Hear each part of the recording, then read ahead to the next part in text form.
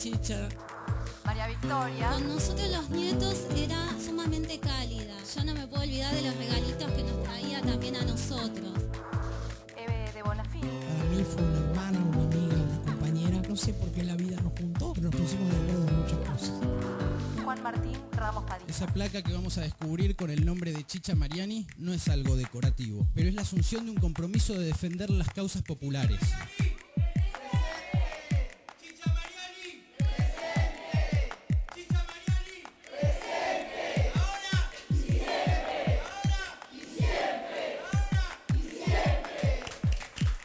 Radio Caput. Caput.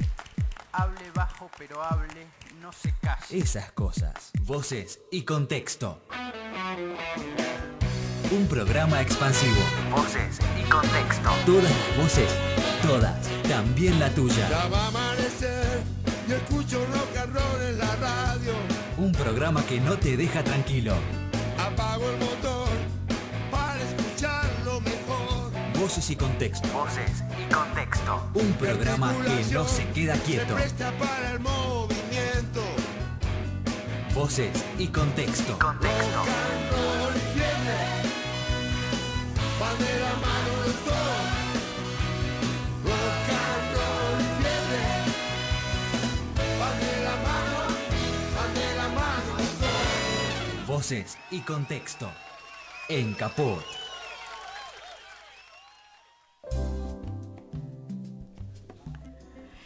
Buenos días amigos, estamos en otro Voces y Contexto. Las vías de comunicación a través de la web de Radio Caput, que es radiocaput.com. Por teléfono pueden dejarnos un mensaje al 4371-7890. Durante la semana nos mantenemos comunicados a través del Facebook del programa, que es Voces y Contexto. También mañana, a partir de mañana, pueden volver a escuchar el audio de Voces y Contextos en nuestro canal de YouTube, Voces y Contexto Radio. También pueden acceder a los archivos y a todo el material que hemos ido generando durante este tiempo en nuestro blog www.vocesycontexto.blogspot.com. Y si quieren dejarnos un mensaje, va a ser muy bienvenido. Lo pueden hacer al 15-3378-1859. Nada como ir juntos a la paz. Voces y contexto. Voces y contexto. Caminos de desandar. Todas las voces, todas.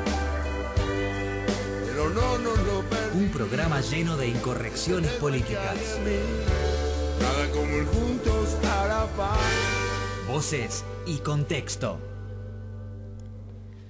Bueno, hoy vamos a tener un entrevistado muy especial, un querido amigo que se llama Walter Formento. Él es un especialista en temas de geopolítica.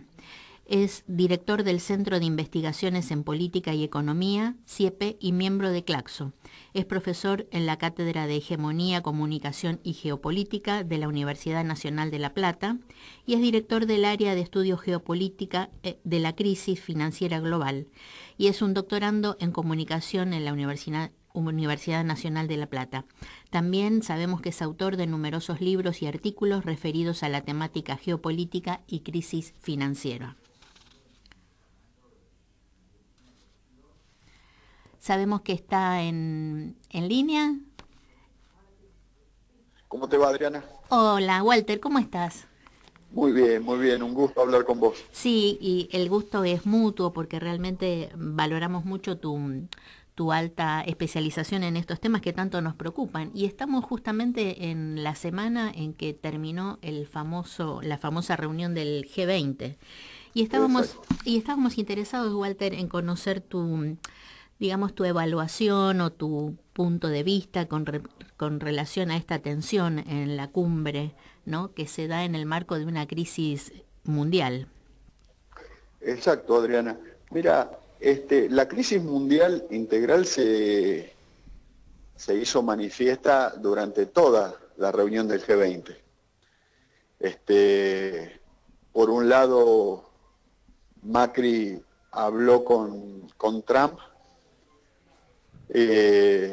Trump en ese diálogo le planteó una cuestión, un conjunto de cuestiones que tienen que ver con el hecho mismo de la OMC, porque no sacar ninguna declaración que legitime la Organización Mundial del Comercio, porque ninguna duda Estados Unidos no va a abrir el mercado interno norteamericano, al contrario, está forzando de que las grandes empresas transnacionales vuelvan a Estados Unidos, pero por otro lado, China y los BRICS están planteando específicamente una relación de apertura del mundo económico y de lo que se llaman de las economías. Sí. Eso fue una primera situación de manifestación frontal de diferencias, donde Trump, en el diálogo con Macri, le plantea estas cosas y Macri le responde abriéndole todos los negocios de la obra pública en la Argentina, sí, para lo cual tuvo que dejar afuera a la vieja guardia de la patria contratista, sí, es decir, a los Wagner, los cosas, y particularmente a Techín. Claro, y justamente hoy estamos... Seguramente se resguardó para el Grupo SOCMA muchas obras de la obra pública que también seguirá manejando el Grupo Macri, ¿no? Claro. Entonces vos me decías. Sí, y yo te decía cuál era tu evaluación de esta cumbre, qué le deja realmente a los pueblos, no a los dueños de los pueblos. Mira, por un lado, desde el punto de vista de las decisiones de Macri, él no está pensando en el pueblo argentino, sino que está pensando en el mercado, en los grandes grupos económicos locales y en beneficiar a ciertos grupos y corporaciones multinacionales más cercanas a Estados Unidos, a Francia y Alemania, que a otros actores. Lo que pasa es que desde el punto de vista del BRICS, tanto China, Rusia como la India, lograron en el diálogo con Macri definir y avanzar de que ellos van a continuar las inversiones que tienen que ver con petróleo y energía, y gas natural en Vaca Muerta, el desarrollo de inversiones en el área de alimentos, pero también en toda la parte que se llama hidroeléctrica, sí, del Tren Belgrano y de las centrales nucleares. Es decir, siguiendo el viejo programa que acordó con Cristina, tanto el BRICS, allá por el 2012-2014. Claro. Entonces, desde ese lado, va a haber un impacto en el corto y mediano plazo, o va a dar continuidad a eso, algo que, por ejemplo, la decisión tanto de China como Rusia, molesta mucho a los sectores de Washington, que no es Trump, muy vinculado al ministro de Defensa y a la ministra de Seguridad en Argentina, y particularmente a Duhovne y el presidente del Banco Central. Claro. También vemos que una de las estrategias que pueden observarse es esta reestructuración de los ministerios y el cambio de ministros, que todo pareciera que se está polarizando a favor del capitalismo financiero global. Bueno, ahí hay una cosa importante, que es que Argentina, Brasil y toda Sudamérica, con Venezuela, con Perú, son una región del mundo que se ha convertido, ha vuelto a retomar el nivel estratégico que tenía, claro, desde siempre, claro, por proveedora de alimentos, por proveedora de energía, pero particularmente porque tiene una presencia en el Polo Sur y es la que con la Patagonia Sur tiene acceso al paso bioceánico más seguro del mundo, que es el Atlántico Sur, Pacífico Sur. En ese sentido, lo que nosotros podemos observar en la reunión del G20 es que todos los actores que se hicieron presentes dialogaron con la Argentina a través de Macri en función de esta realidad. Una realidad que, por ejemplo, para China, para Rusia y para la India, le es importante seguir fortaleciendo la producción alimentaria, seguir fortaleciendo la producción energética, porque tanto el alimento como la energía, el mayor comprador está en el Asia-Pacífico, con centro en China, India y Rusia. Por eso aparece Rusia en un diálogo muy fluido en la Argentina y en Brasil, y particularmente con Venezuela y el príncipe de Arabia Saudita. Es decir, las dos grandes plataformas energéticas, Arabia Saudita y Venezuela, Putin se encargó de mantener las relaciones diplomáticas en el más alto rango. Claro, sí. Algo que Macri, de alguna manera, por ser anfitrión, se manejó en el terreno de la diplomacia, es decir, en el terreno de los grises. Claro. Sí. Y también en el terreno de sus propias limitaciones, ¿no? Por esto supuesto. como una acotación, una apostilla a pie de página. Walter, lo que vos estás comentando me hace recordar y referirte a una idea que te escuché hace poco tiempo. El Malvinas, 1979-1982.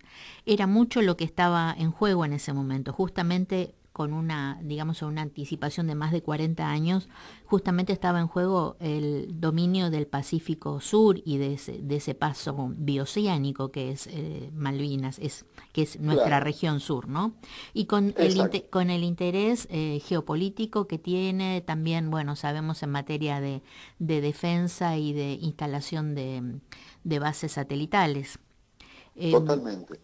Me gustaría mucho que vos desarrollaras este concepto, cómo Malvinas fue como, entre otros hitos, como una avanzada de esto que hoy vemos desplegado casi francamente.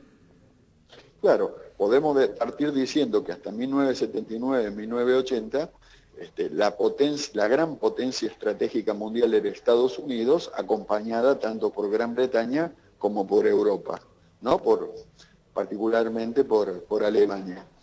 En ese sentido, las reuniones de Kissinger y de Nixon con China, donde se hace el acuerdo con Mao y después se abre China a las inversiones norteamericanas, por un lado, genera el primer vuelco del mundo hacia el Asia-Pacífico en sus inicios, pero particularmente le avisa a las grandes corporaciones norteamericanas que el paso bioceánico sur-sur, Atlántico Sur, Pacífico Sur, el canal de Beagle, Malvinas, Antártida y la Patagonia Sur, van a tornarse, a convertirse en el gran paso estratégico para los próximos 100 años.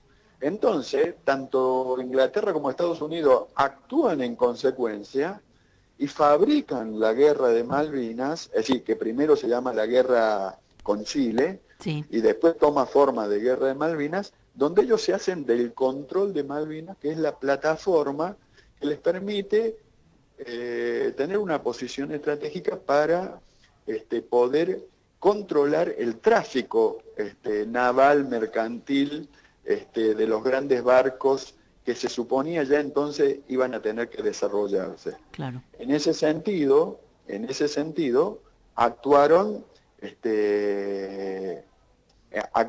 digamos, construyendo esa confrontación militar, lo cual le permitió el dominio y el control de esa zona, y a partir del 91 la despotenciación de la Argentina, es decir, romper toda su estructura industrial, toda su estructura estatal y de gobierno, de tal manera de debilitarla.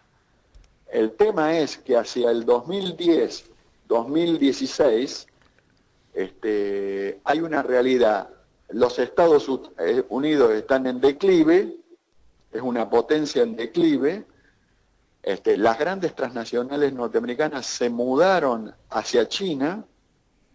El Brexit habla de una Gran Bretaña enfrentada a Estados Unidos y al mundo, y al mundo centrado en Estados Unidos, y mucho más en diálogo con Alemania para enfrentarse también a Londres. Y tanto Gran Bretaña, es decir, la ganadora de Malvinas, como Alemania, hoy dependen de sus ventas al mercado del Asia-Pacífico con centro en China, y por otro lado, dependen de un diálogo fluido con Roma nuevamente, después de 500 años. Claro. Entonces, en ese sentido, la cuestión Malvinas que había tenido un vuelco en términos de un control férreo y absoluto por parte de Gran Bretaña y Estados Unidos, a partir del 2014-2016 empieza a romperse toda esa realidad que se construyó a partir de 1982 en la Argentina y en la región, y empieza a estar abierta nuevamente como área geoestratégica en disputa. Por eso, las inversiones chinas, las inversiones rusas, las inversiones de la India, tanto en agroalimentos, en energía, en centrales nucleares, en el tren Belgrano, en las hidroeléctricas allá en Santa Cruz, pero particularmente para tener acceso a lo que se llama la geolocalización de satélite en la zona de el Polo Sur y Antártida, Polo Sur, que la Argentina tiene un acceso privilegiado. Claro. Ahora, Walter, me permite una reflexión. Qué importante que es esto que vos nos estás explicando, porque por supuesto que no es tapa de los diarios nunca, pero es imprescindible una lectura más afinada de la realidad, no solamente de la nuestra que padecemos, sino de las condiciones geopolíticas a nivel internacional, que es un poco lo que está también determinando, aunque pareciera de forma remota, pero no tanto, nuestra política interna. De modo que yo quisiera preguntarte brevemente, en relación a esto que estás explicando con respecto a Gran Bretaña, ¿qué papel cumpliría, qué rol cumpliría el Brexit en este rearmado internacional, desde tu punto de vista? El Brexit, en un primer, el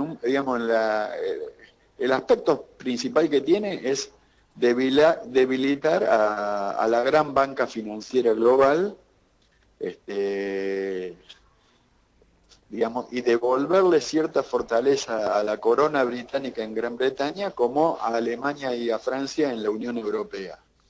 Debilitar el globalismo financiero es debilitar un poder, de mucha presencia en Sudamérica, por lo menos desde 1991 en adelante, es decir, debilitarlo en sentido profundo, aún no estructural, sí. Y por otro lado, permitirle a Gran Bretaña y a Alemania y Francia, conjuntamente con Italia, acelerar toda su transición de asociación estratégica euroasiática, es decir, de su vinculación con el Asia-Pacífico, despegándose, alejándose de su histórica subordinación a Estados Unidos después de la Segunda Guerra Mundial en 1944-1950. Claro. Y en relación a esto, ¿cómo ves vos este cambio aparente de política con el triunfo de Trump? Bueno, Trump viene a reforzar esta realidad en términos de que de lo que sucedió en el Brexit en Gran Bretaña y en Europa, pero particularmente Trump viene a hacer un duro golpe a los grandes bancos financieros globales en Wall Street y en Estados Unidos, sí. Y por el otro lado empieza también un proceso de debilitamiento de lo que es ese continentalismo financiero norteamericano centrado en Washington, que también empieza a estar debilitado y a perder poder a partir de que Trump desarma el NAFTA. Claro. ¿No? Claro. Y que, como en el G20, firmó con Canadá y México un nuevo tratado de libre comercio de América del Norte, donde cambia totalmente la configuración subordinada de México y de Canadá, dándole aire a esto que está planteando López Obrador en México. Claro. Walter, te quiero hacer otra pregunta, porque me resultó sumamente interesante esta mirada tuya. Vos hablás que hay dos grandes actores multipolares pluriuniversales. Por un lado, sí, la China multipolar y los BRICS, y por otro lado, el humanismo ecuménico del Papa Francisco. ¿Cómo entendemos esta caracterización que vos hacés? Es que esta realidad que tenemos como lo que llamamos crisis mundial integral, no solamente es una crisis mundial integral en el plano económico, político, estratégico, o económico estratégico, sino también lo es en el plano filosófico, cultural, religioso, es decir, por eso es integral, algo que no sucedía en los últimos 300, 400 años.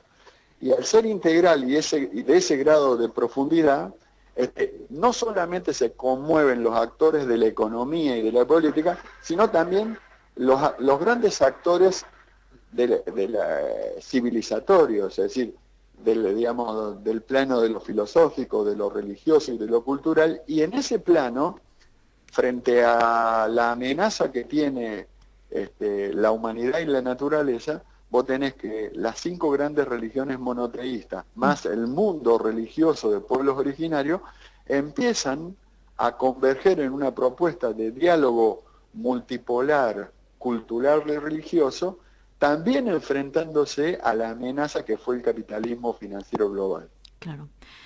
Esto que vos decís pareciera iluminar una pequeña esperanza. Por supuesto, porque toda gran crisis, que es una alteración en los escenarios del poder, los que mandaban ya no mandan, y está abierto a los escenarios para que emerjan nuevos actores y nuevas situaciones. Claro, lo que también sabemos es que estas crisis no necesariamente permiten emerger en forma rápida los nuevos actores, y justamente la crisis es justamente esa disputa, ¿no?, de los que la vergüenza de haber sido y el dolor de ya no ser, ¿no?, como dice el tango. Claro, sí. También te queremos hacer otra pregunta que me parece que explica y que es imprescindible ponerle voz. La crisis, vos caracterizás este momento de la Argentina como un momento de crisis, no solamente de desestabilización.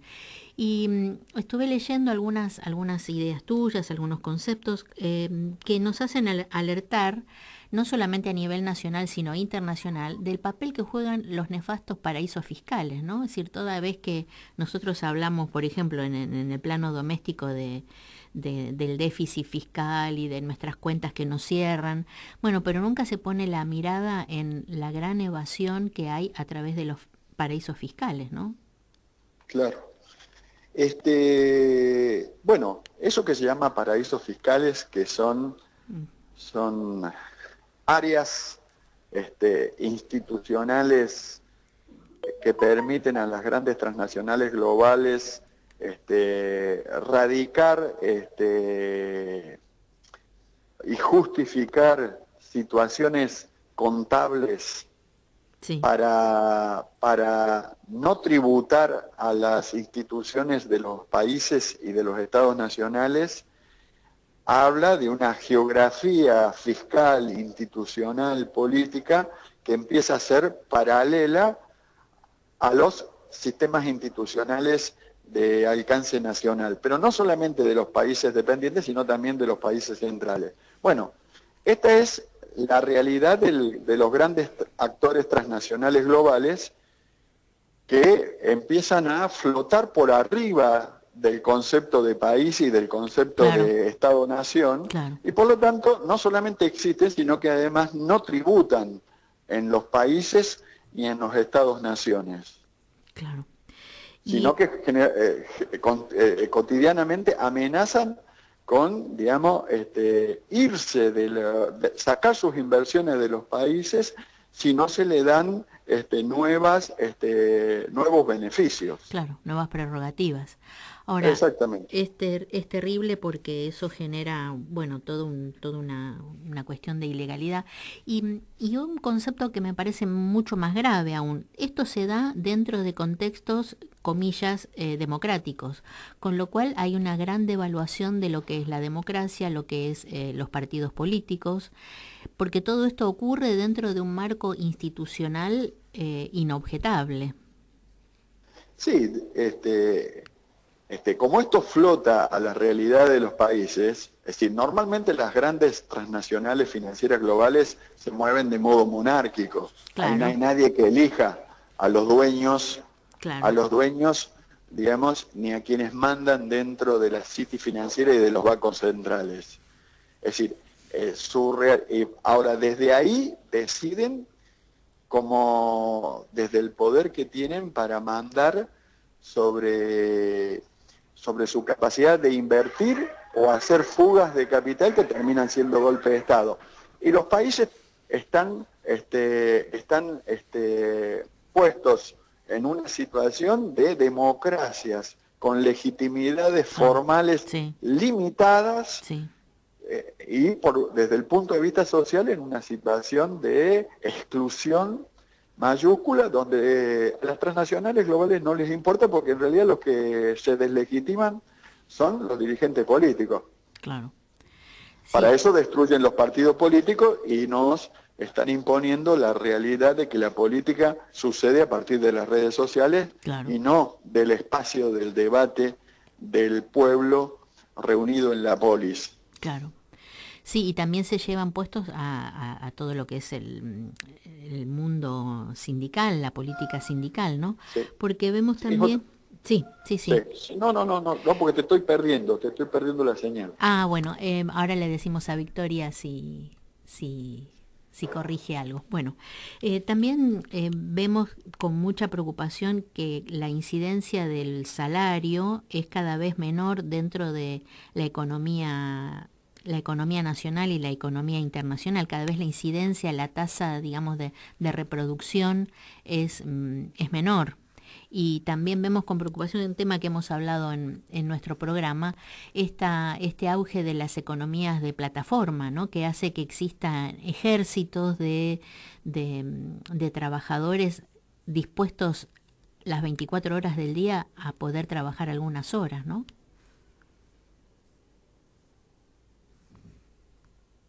Hola.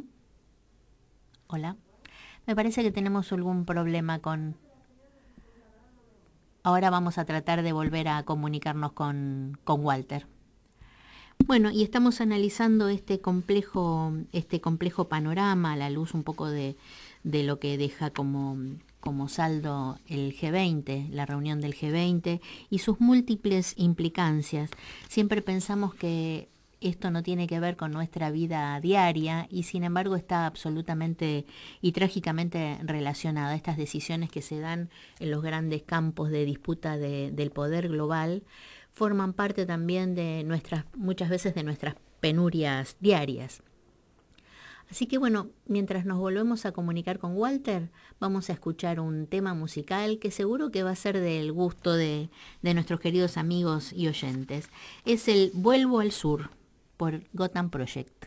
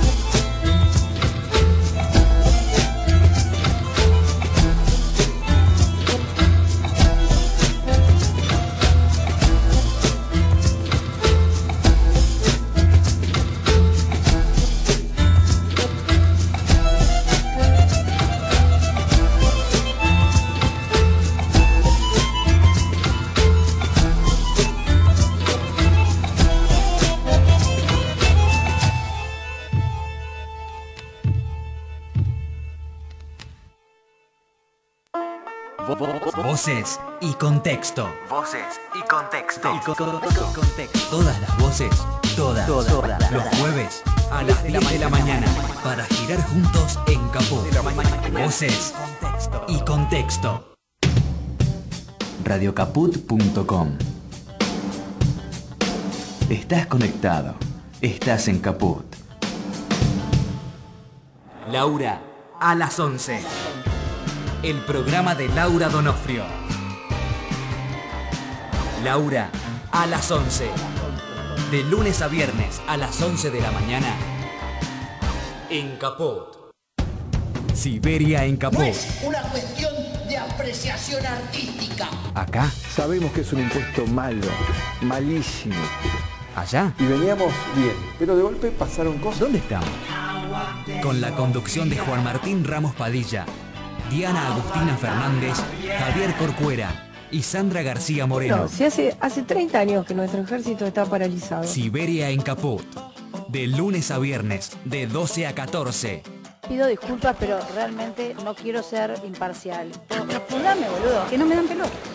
Quisiera que se fueran lo antes posible, programa económico invierno. Radiocaput.com. Mientras todos duermen, algo muy extraño ocurre en los laboratorios químicos RX. Seguinos en Twitter, @radiocaput, o en Facebook, Radio Caput. Te invitamos a transitar la información de Neuquén a Jujuy. Siberia 24. Desde la provincia de Santa Fe. Desde Salta. Desde Tucumán. Desde San Luis. Siberia 24. Mendoza está en Siberia 24. El Chaco también está en Siberia 24. Siberia 24. En Caput. Voces y contexto. Voces y contexto. Todas las voces, todas. Un programa lleno de incomodidades políticas. Voces y contexto.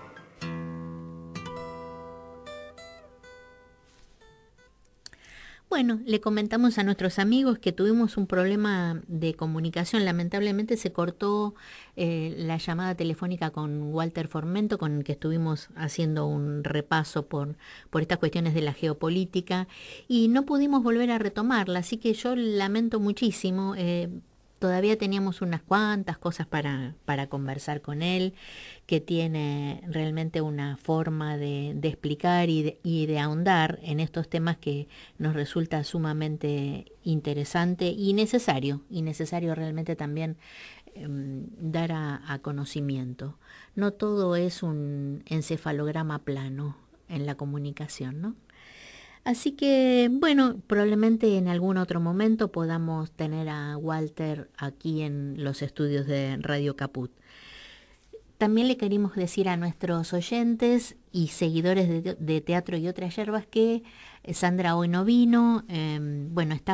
Yo sé que está en la producción, está preparando el material para la próxima temporada teatral, para la próxima temporada de Teatro y Otras Yerbas, y de su colaboración que es tan valorada por nuestros amigos aquí en Voces y Contexto. Así que bueno, le mandamos un saludo a Sandra y bueno, vamos a estar esperando ansiosos las novedades de la próxima temporada teatral en Buenos Aires, que sin duda es una de las más ricas, me animo a decir, ¿no? Probablemente una de las más ricas del mundo. El otro día estábamos conversando con Hugo Mujica, con el poeta, escritor y querido amigo entrañable de tantos años, y comentábamos justamente esta riqueza que tiene el teatro aquí en la Argentina, que en cualquier lugar se puede armar una presentación, se arma la escena y los actores y los escritores hablan y nos interpelan. Y también formamos parte, como hablábamos hace un tiempito con Mauricio Cartún, nos involucran, también nosotros somos en la medida de espectadores participantes de esa magia que se produce en el teatro.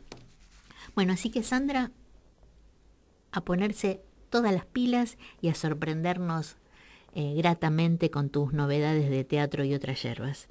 Les comentamos a nuestros oyentes que tenemos un audio que queremos compartir en nuestro espacio de Sombras Chinas. Les comento, este es un audio que recogimos en una charla que dio Walter Formento dentro del marco de la celebración por la soberanía nacional el día 20 de noviembre en la Municipalidad de Lomas de Zamora, junto a otros amigos que reflexionaron sobre este tema que tanto nos preocupa, que ustedes ven que compartimos muchas veces a través de Voces y Contexto, que es el de la soberanía. Soberanía en concepto amplio, no restringido, porque se hizo el lanzamiento en Lomas de Zamora de la multisectorial por la soberanía argentina. Sabemos que el referente de este espacio es el doctor Mariano Memoli, amigo de Voces y Contexto, y queremos compartir estos minutos de Walter Formento acerca de la soberanía. Es un fragmento que creo que les va a resultar muy interesante.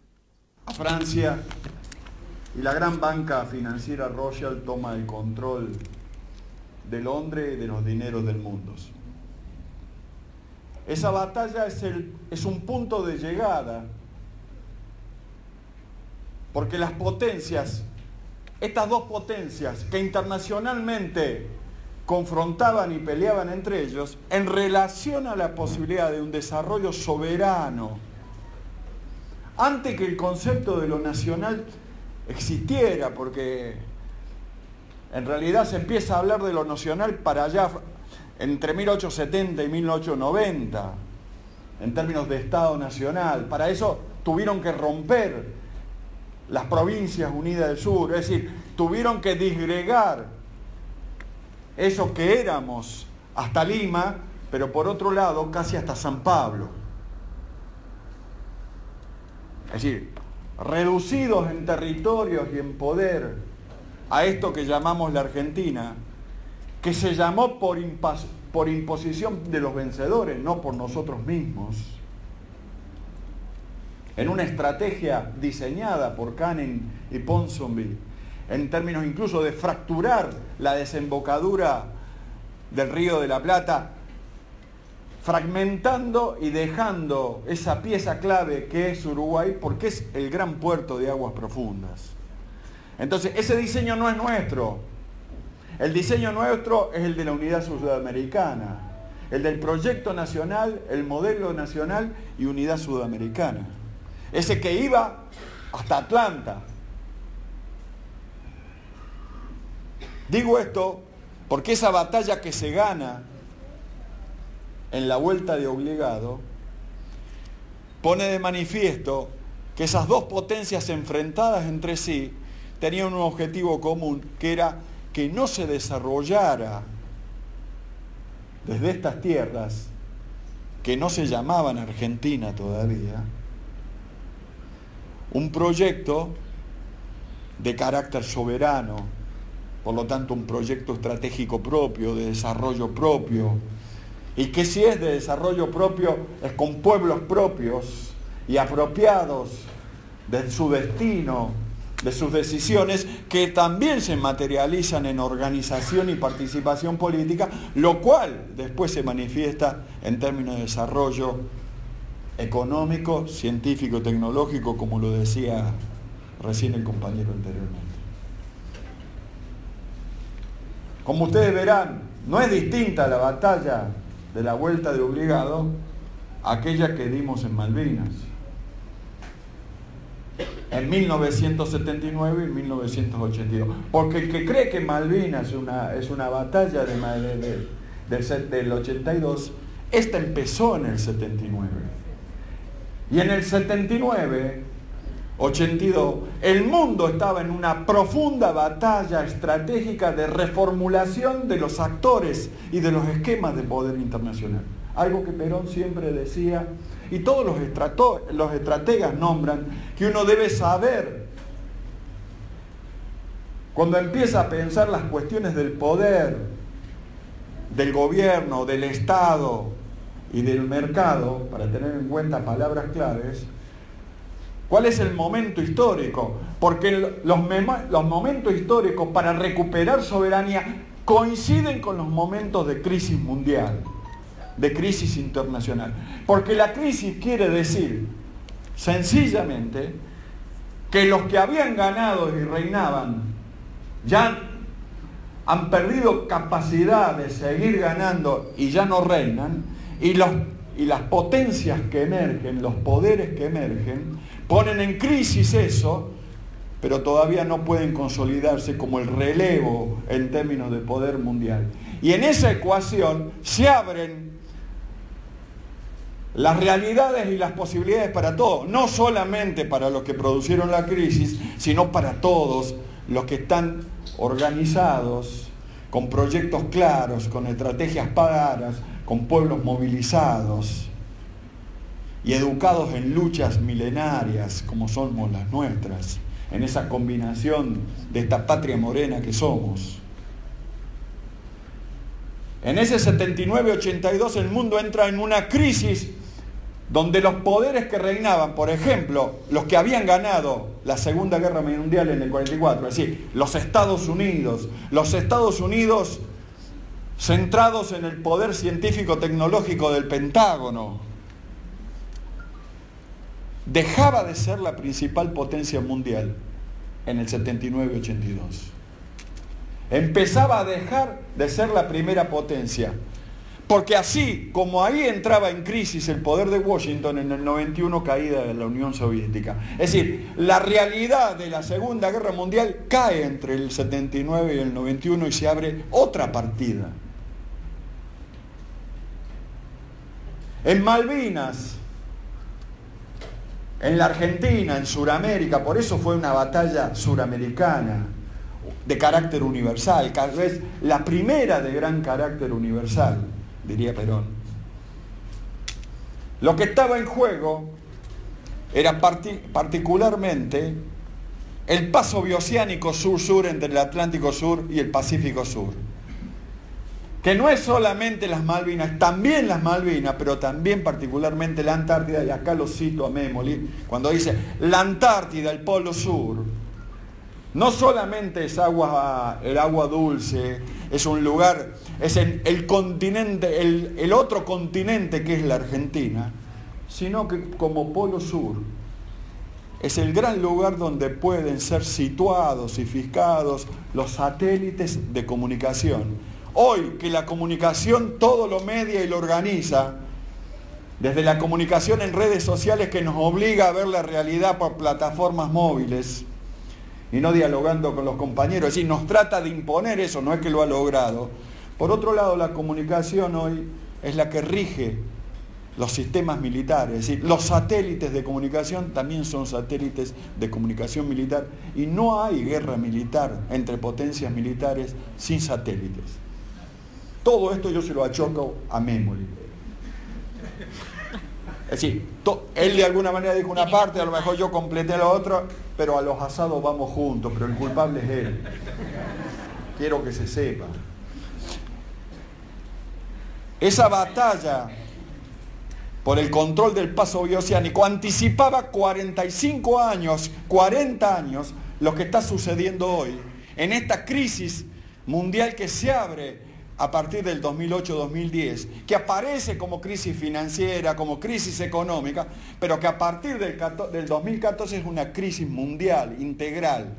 Están todas las opciones abiertas. Los ganadores de antes, de ayer, del 80, ya no pueden seguir siendo ganadores y vencedores de ejercer soberanía. Esa que nos impusieron a partir del 91, que fue el Tratado de Madrid, que es donde se firmó las rendiciones, y ellos vinieron no solamente por las industrias estratégicas del Estado, que son todas estas las que nombró, esto que nos hacía un gran proyecto nacional estratégico suramericano, y no solamente nacional, sino con proyección continental, junto con Getúlio Vargas, Iñiga, es decir, eso que es la relación con Brasil que retomamos a partir del 2008-2009. Porque la crisis del 2008 es lo que permite dar el salto y arrancar en la recuperación y la recomposición de lo que es la historia industrial estratégica. Estos compañeros que hacen ese desarrollo tecnológico y el diseño para poder calificar primero y ser reconocidos internacionalmente, son parte de toda una historia nueva, nuestra, que recupera las mejores historias y los mayores esfuerzos de todos los nuestros, que se hicieron incluso desde allá en lo que fue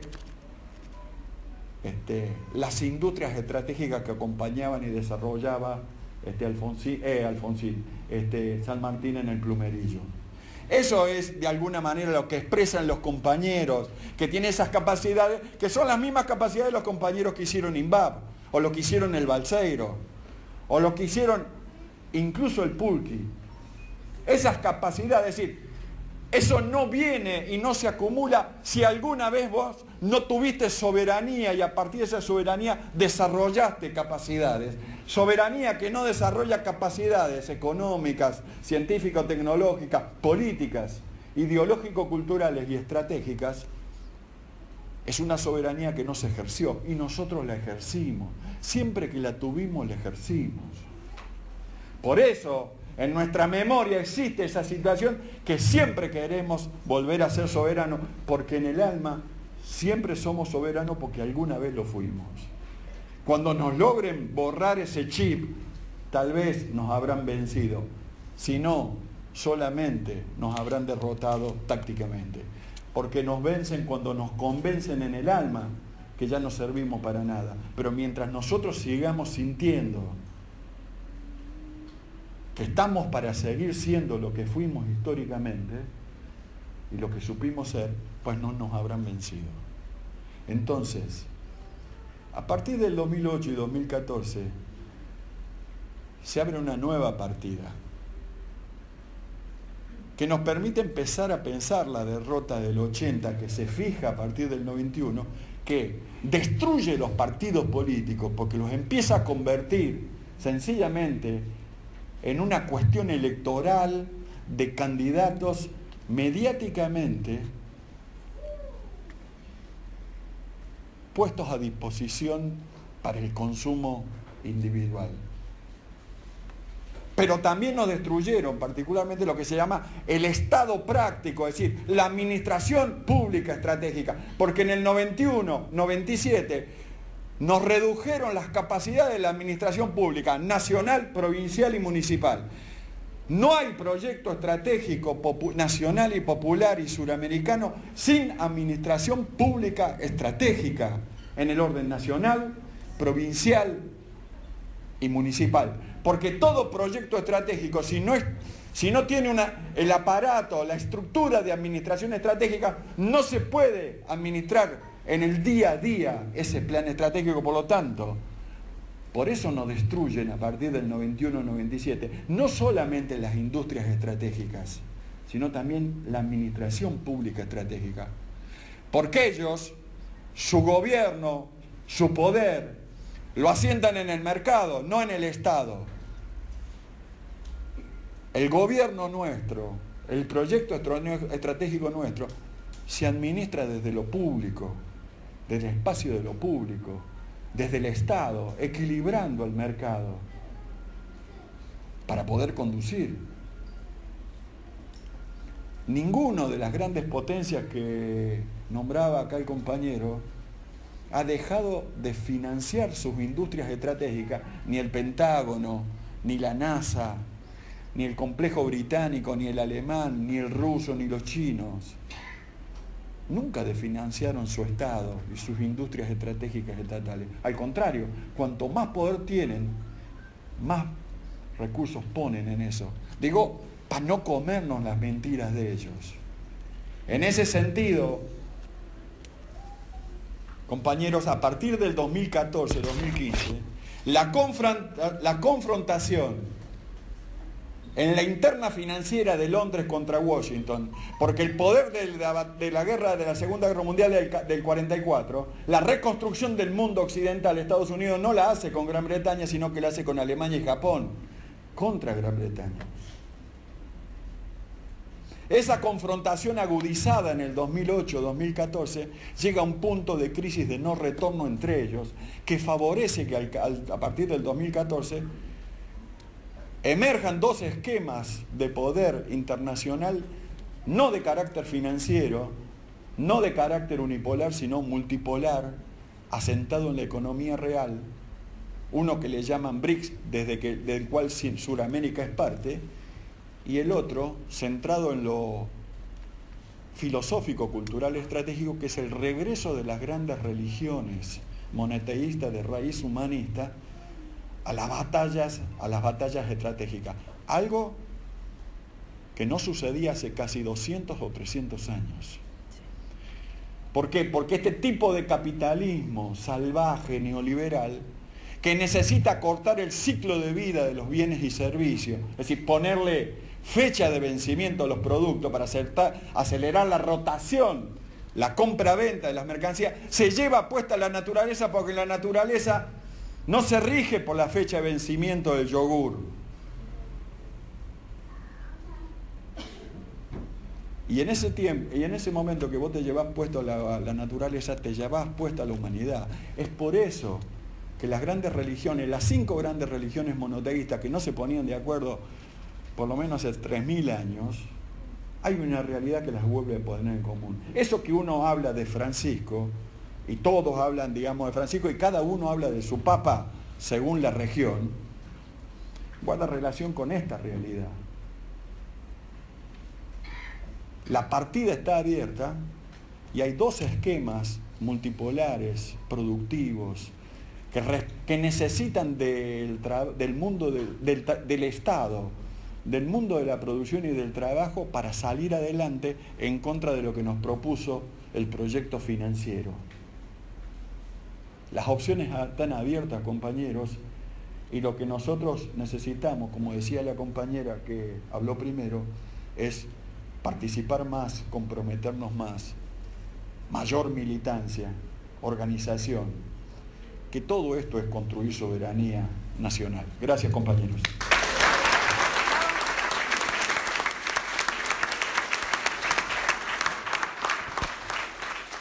Para que no te quedes paspando moscas. Para que no te quedes paspando moscas.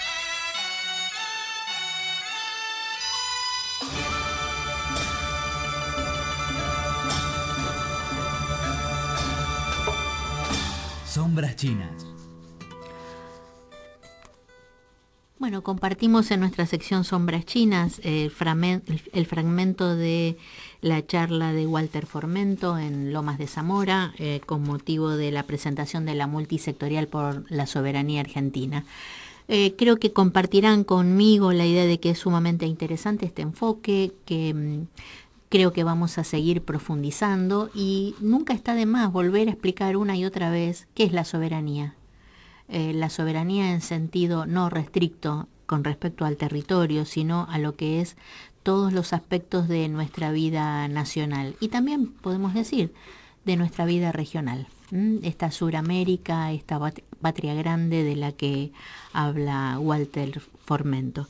Agradecemos mucho la comunicación con Walter, a pesar de que bueno, después perdimos la comunicación, lo intentamos varias veces. Probablemente Walter venga al estudio en las próximas semanas. Le agradecemos mucho a Vicky porque, bueno, hoy estuvo trabajando a full realmente para sortear los problemitas técnicos, pero también para acompañarnos. Siempre nos acompaña ella en el sentido de cada programa, así que eso yo se lo agradezco muy especialmente. Es una gran compañía, Victoria. Así que bueno, amigos, en esta semana que nos va acercando cada vez más vertiginosamente al fin de año, nos despedimos, saludamos a los amigos de Radio Caput, a los amigos de Voces y Contexto, y bueno, por supuesto a Sandra, y nos volvemos a escuchar el jueves próximo a las 10 de la mañana por Radio Caput. Que tengamos una buena semana. Voces y Contexto. Voces y Contexto. Todas las voces, todas. Un programa incorrectamente político. Voces y Contexto. Llega a su fin por hoy. Hasta la próxima semana. Hoy Chicha se nos fue. En Caput. Ana María Cariaga, pero quizás nos sobrevuele con su alma de abuela guerrera. Pasan cosas. Para darte a vos, Clara Anaí, esos abrazos tejidos y abrigados. El Zapabón. Decir que es merecido es poquito, no hay palabras para describir a Chicha. María Victoria. Con nosotros los nietos era sumamente cálida. Yo no me puedo olvidar de los regalitos que